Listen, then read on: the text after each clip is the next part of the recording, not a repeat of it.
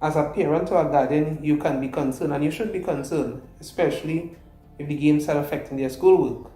So they can spend hours and hours and hours on video games or playing video games. But when they sit down to do their schoolwork, that is a challenge. They find it very difficult to actually sit down and do schoolwork. So they might be able to do schoolwork for probably half an hour if they're able to focus or concentrate or are motivated for the half of an hour. But they can play video games for 5 or more hours.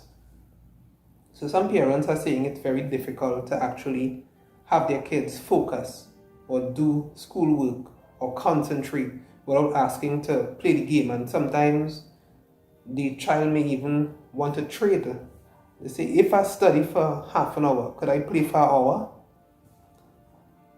So the question therefore is, how can we help a child who might become addicted to video games?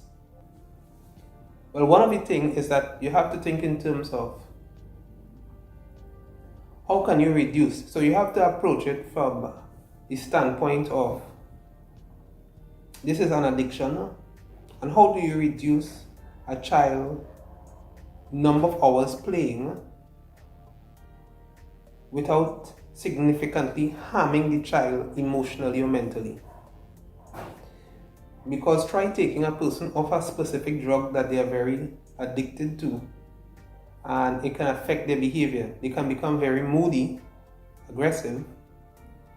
They can throw tantrums, lash out at other people.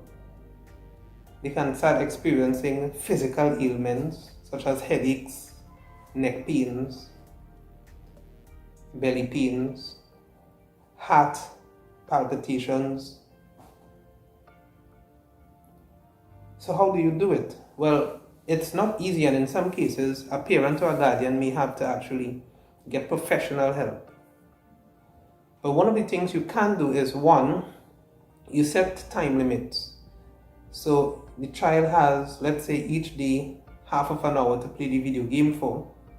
You sit and talk with the child so they know beforehand they only have half an hour. So wherever they reach in the game, half an hour, they start wrapping up. To help the child too, you can set a timer. So you have an alarm clock or something next to them and it's ticking away. And when the time strikes, then the game should stop or should end. You also want to encourage the child, secondly, to do other activities. So it's nice to play football on a handheld device, but it's another thing to probably among the family members. The family could play football. So maybe as the mom or the dad, they don't love football, but the child does. So you might have to start allocating specific time to actually play a game of football with the child. Now the child will appreciate that, even the teenager will appreciate that.